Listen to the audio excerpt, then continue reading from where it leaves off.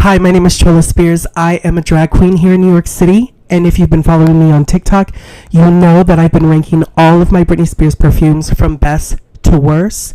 We started out with half of them, with 18 out of 37 of them.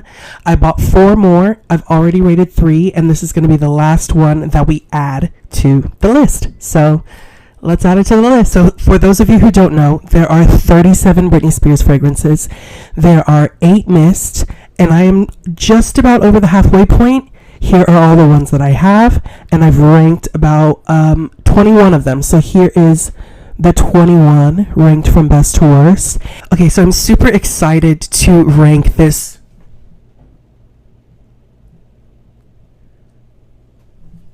Okay, so I'm super excited to rank this next perfume because a lot of the newer fantasies, kind of like Naked Fantasy, is very reminiscent of the original formula.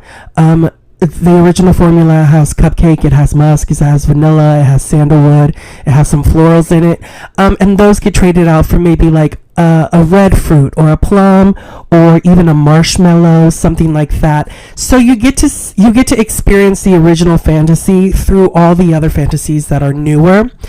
But this fantasy is not new, and this fantasy is not like the original fantasy. So today we will be ranking Hidden Fantasy. Here you go. I don't know why I set it down. I need to show y'all. Here you go. Here we go. Here's the bottle. How cute is that? Let's dissect Hidden Fantasy. It came out in 2008. It has notes of orange, tangerine, cloves, amber, vanilla, sandalwood, musk. A lot of those contributing notes that are in the original fantasy, except this one smells so different to me. I don't know if it's the orange and the tangerine that's substituting the cupcakes and the florals. There is another cake in here. I can't remember what kind of cake is in this floral note. You know, the thing that I love about the first 3 fantasies, Fantasy, Hidden Fantasy, Midnight Fantasy, switch those 2. What I love most about them is that even though I don't think they smell similar to one another, especially when you're thinking about the trajectory of fantasy bottles, I love that they're still bold, they're still unapologetic. There's something about that sandalwood and that musk mixed with this orange and tangerine that smells so good. And to me, it smells unisexy. I know that we have prerogative. A lot of us think that Believe is the unisex fragrance, which I'm totally down to believe that. But there is something like unisexy about this.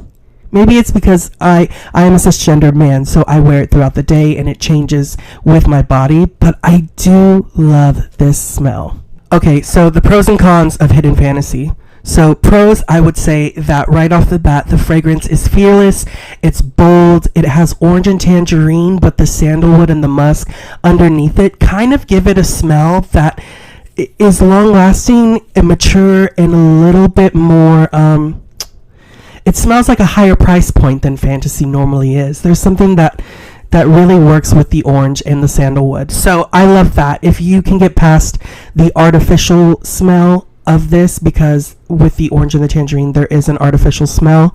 It's also my problem with Midnight Fantasy as well. If you can get past that, then this is a fabulous scent. I wish that they made it in a box. You see how I have a rectangle box? And here, hold on, let me show you. And a lot of the bottles that I have come in a box like this. So I am sad if you have a box that is the 1 ounce that is not like this. It's a square. Please let me know if you see this, because I would like to buy it off of you. My first thought is to put this at number 13, right above Midnight Fantasy.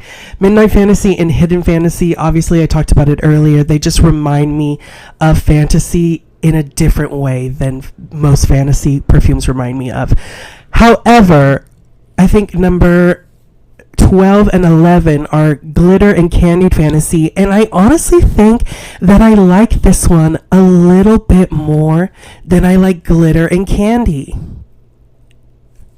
I think Glitter and Candy smell a little bit better, but they smell fruitier and kind of pink, and they disappear faster, and I think that long term they are kind of a frivolous smell.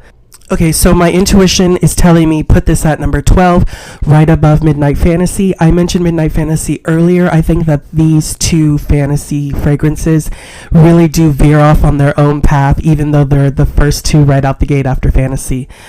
So that's my first idea, is to put it at number 13. But then Candied Fantasy and Glitter Fantasy are right above that, and I'm not sure that I like those two over this one. There's something about the orange and the sandalwood that makes it feel like it's a price point higher than what the actual price point is. So I think that we are going to go above Midnight Fantasy, Candy Fantasy, and Glitter Fantasy, and we are going to put this at number 12 in my list of top Britney fragrances, best to worst. Take a look, new number 12. I think that's a good spot for it. Listen, I may make a video at another time talking about how I regret this placement, but for now, that's where it's going. Okay, so if you like Godzilla, if you like Britney Spears, if you like fragrances, please follow my channel. Like, subscribe, comment, report me. I don't care what you do. Thank you so much for watching this, and I will see you when I get another Britney Spears perfume.